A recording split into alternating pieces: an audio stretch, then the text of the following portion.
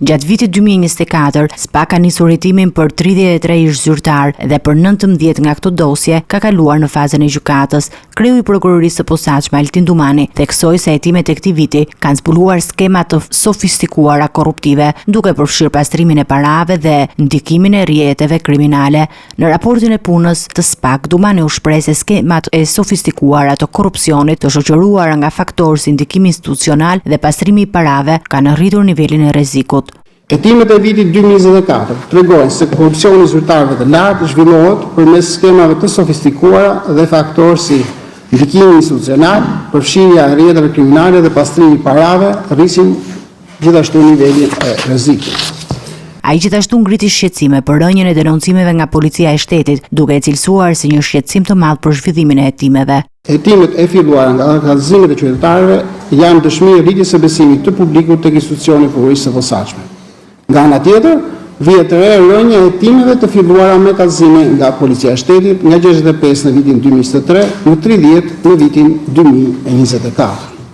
Dumani nuk la pa përmendur as punën që po kryen SPAK në bashkëpunim me Prokurorinë e Përgjithshme dhe KQZ sa i përket krimit zgjedhor.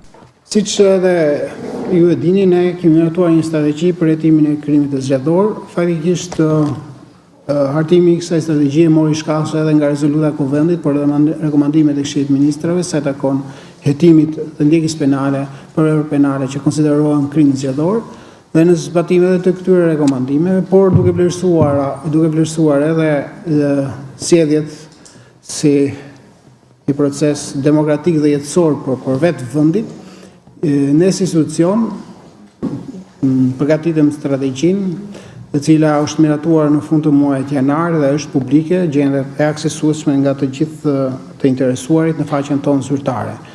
Strategjia ka parashikuar marrjen e disa masave për hetimin e krimit zgjedhor, ku më i rëndësishmi është ai i grupit të hetimit grupit hetimor në terren.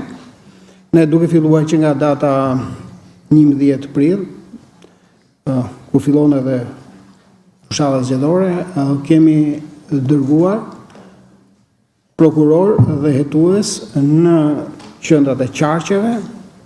Ata janë në bashkëpunim të ngushtë dhe në komunikim të përditshëm me Prokurorinë e Jurisdiksionit të Përgjithshëm dhe me Policinë e Shtetit. Një tjetër problem që SPAK po përballet është mos ekstradimi i shtetasve shqiptar nga Emiratet e Bashkuara Arabe, një çështje që ka ndikuar negativisht në hetimet e mëparshme. Dumani kërkoi që Prokuroria e Posaçme të ketë kompetenca të plota për vendimarrje në lidhje me këto raste. Vazhdon dhe mbetet problematike çështja e mos ekstradimit të shtetasve shqiptar të legalizuar apo arrestuar në Emiratet e Bashkuara Arabe, siç është argumentuar në raportet e mëparshme vjetore të SPAK dhe sidomos atë për vitin 2023, dhe marrë në konsiderat këtu që është të shtuar numri i shqiptarëve të cilët kërkohet të ekstradohen nga Emiratet e Bashkuara Arabe.